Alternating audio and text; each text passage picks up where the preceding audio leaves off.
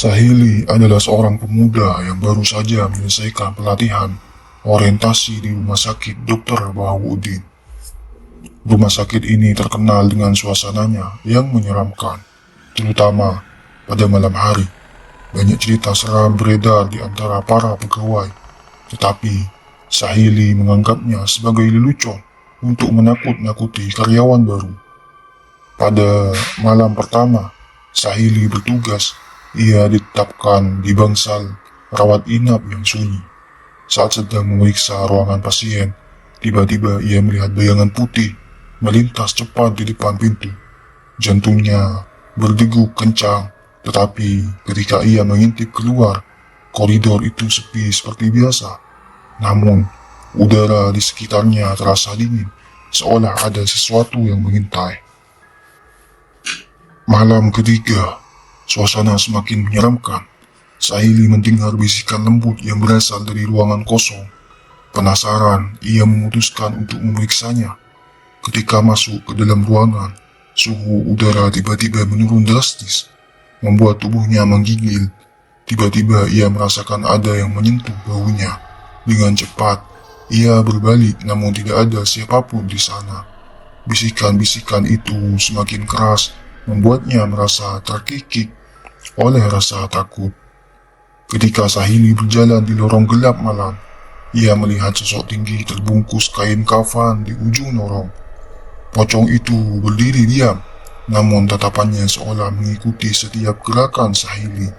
Langkah kaki pocong terdengar mengikutinya semakin dekat setiap kali Sahili menoleh. Panik, Sahili berlari menuju ruang jaga, berharap bisa menemukan teman atau tempat berlindung. Pada malam kelima, Sahili ditugaskan memeriksa kamar jenazah. Dengan perasaan takut, ia memasuki ruangan tersebut. Bau formalin yang menyengat dan suasana sunyi membuat bulu kuduknya berdiri. Tiba-tiba ia mendengar suara ketukan dari salah satu peti jenazah. Sahili berusaha meyakinkan diri bahwa itu hanya halusinasinya. Namun suara ketukan itu semakin jelas dan berulang. Dengan tangan gemetar, Sahili mulai kehilangan kendali atas dirinya. Teror pocong ini terus berlanjut malam demi malam hingga mencapai 20 hari. Setiap malam kehadiran sosok menyeramkan itu semakin intens dan nyata, membuat Sahili semakin tertekan dan ketakutan. Malam ke-6, Sahili mendapat tugas di ruang operasi yang kosong. Ruangan itu terasa sunyi dan dingin, membuatnya merasa tidak nyaman sejak awal. Saat sedang memeriksa peralatan medis, tiba-tiba lampu padam, membuat ruangan menjadi gelap gulita. Sahili segera merogoh saku seragamnya untuk mencari senter. Namun sebelum ia sempat menyalakannya, ia merasakan sesuatu yang dingin menyentuh tangannya. Dengan cepat, ia menyalakan senter dan terkejut melihat wajah pocong dengan tatapan kosong berdiri di depannya. Sahili berteriak dan mundur ketakutan, namun pocong itu terus mendekat. Dalam kepanikan, Sahili terjatuh dan senter yang ia pegang terlepas dari tangannya, membuat ruangan kembali gelap. Dalam kegelapan, ia hanya bisa merasakan kehadiran pocong itu semakin dekat, membuatnya hampir pingsan karena ketakutan. Malam ke-7, Sahili bertugas di ruang istirahat perawat. Saat sedang mencuci muka di kamar mandi, ia melihat bayangan putih di cermin. Pocong itu berdiri di belakangnya dengan wajah yang mengerikan. Sahili berbalik dengan cepat, namun tidak menemukan siapapun di sana. Ketika ia kembali melihat ke cermin, pocong itu masih ada di sana. Semakin mendekat dengan tatapan yang menakutkan, Sahili berteriak dan berlari keluar dari kamar mandi. Namun, bayangan pocong itu terus mengikuti setiap langkahnya, membuatnya merasa semakin terpojok dan tidak tahu harus berbuat apa lagi. Malam ke-8, Sahili mendengar suara tangisan dari ruang perawat yang kosong. Dengan rasa penasaran, ia memutuskan untuk memeriksanya. Saat memasuki ruangan, suara tangisan itu semakin keras terdengar seperti berasal dari balik tirai.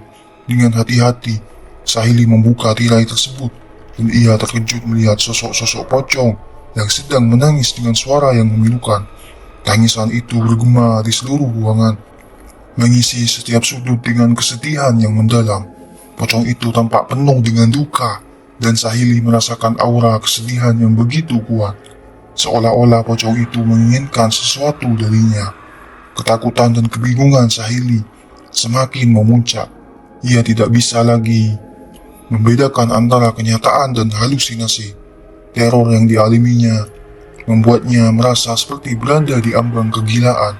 Malam demi malam, Sahili harus menghadapi sosok pocong yang terus menerornya tanpa henti selama 20 hari yang mengerikan. Setiap malam membawa teror baru yang semakin menghantui pikirannya dan membuatnya kehilangan kendali atas dirinya sendiri.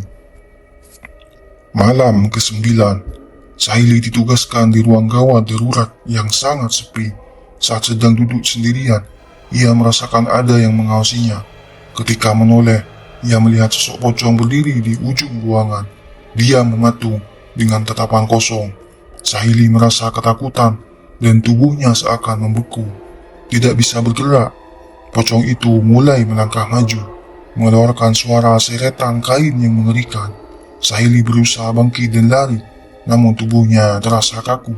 Hanya bisa berdoa agar malam itu segera berakhir.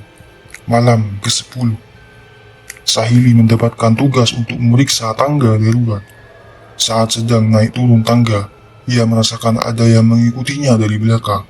Setiap langkahnya terasa berat dan penuh kecemasan.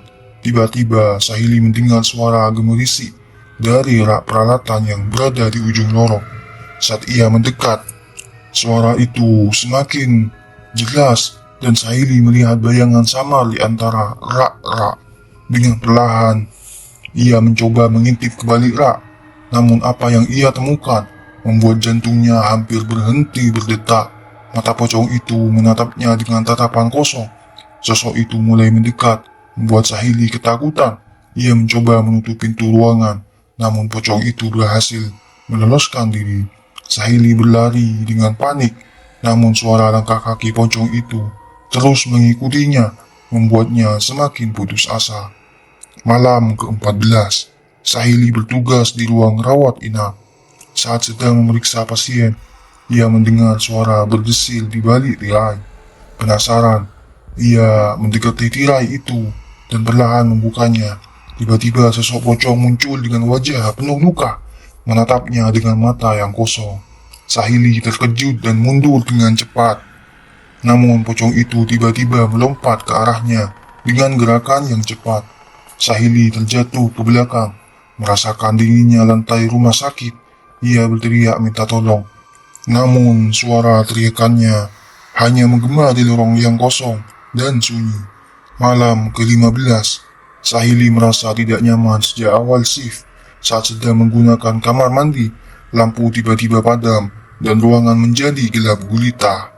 Sahili meraba-raba untuk mencari saklar, namun tiba-tiba ia merasakan tangan dingin yang mencekam pergelangan tangannya. Rasa dingin yang menusuk tulang merambat ke seluruh tubuhnya, membuatnya hampir kehilangan kesadaran. Ketakutan yang sudah lama ia pendam kini mencapai puncaknya, membuat Sahili merasa seperti berada di ambang kegilaan. Pocong itu terus meneror setiap langkahnya, membuatnya merasa semakin terperangkap dalam mimpi buruk yang tak kunjung usai. Setiap malam, Sahili hanya bisa berharap agar teror ini segera berakhir. Namun setiap malam pula harapannya itu sirna, digantikan dengan kengerian yang semakin dalam. Malam ke-16, Sahili bertugas di rumah sakit dan mendengar suara langkah kaki di atas atap. Suara itu semakin keras, seolah-olah ada sesuatu yang berat berjalan di atasnya. Penasaran, Sahili memutuskan untuk naik ke lantai atas guna memeriksa. Namun sesampainya di sana, ia tidak menemukan siapapun. Ketika ia berbalik untuk turun, di ujung tangga ia melihat sosok pocong berdiri, menatapnya dengan mata yang kosong dan menyeramkan. Pocong itu mulai melangkah maju dengan gerakan yang lambat namun pasti. Sahili merasakan jantungnya berdegup kencang dan ia berusaha turun secepat mungkin. Tetapi suara langkah kaki pocong itu terus mengikutinya, membuatnya semakin panik. Malam ke-17, Sahili bertugas di ruang radiologi. Saat sedang memeriksa peralatan, ia melihat bayangan yang bergerak di layar monitor. Penasaran, Sahili mendekati layar, namun tiba-tiba pintu ruangan terkunci dengan sendirinya. Pocong itu muncul di belakangnya, mendekat dengan gerakan lambat namun pasti. Sahili merasa terpojok di sudut ruangan. Ketakutan semakin memuncak. Ia menutup mata dan berdoa agar teror ini segera berakhir. Tetapi kengerian terus menghantuinya. Malam ke-18, Sahili terjebak di dalam lift. Tiba-tiba lift berhenti di tengah jalan dan lampu padam. Dalam kegelapan, lampu darurat menyala. Memperhatikan pocong itu berdiri di pojok lift, menatap Sahili dengan tatapan kosong. Sosok itu mulai melangkah maju, membuat suara seretan kain yang mengerikan.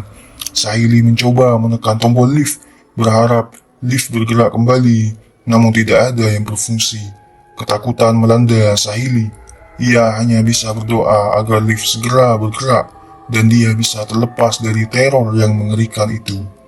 Malam ke-19, Sahili mendengar suara ketukan di jendela ruang jaga tempat ia berada. Suara itu semakin keras, membuat Sahili merasakan kehadiran sesuatu yang tidak terlihat. Ketika ia berjalan di lorong yang gelap, bayangan pocong terus menghantuinya, muncul di setiap sudut dengan wajah penuh luka dan darah. Ketakutannya luar biasa membuat Sahili tidak bisa bergerak atau berteriak. Pocong itu semakin mendekat, bisikan-bisikan mengerikan terdengar di telinga Sahili.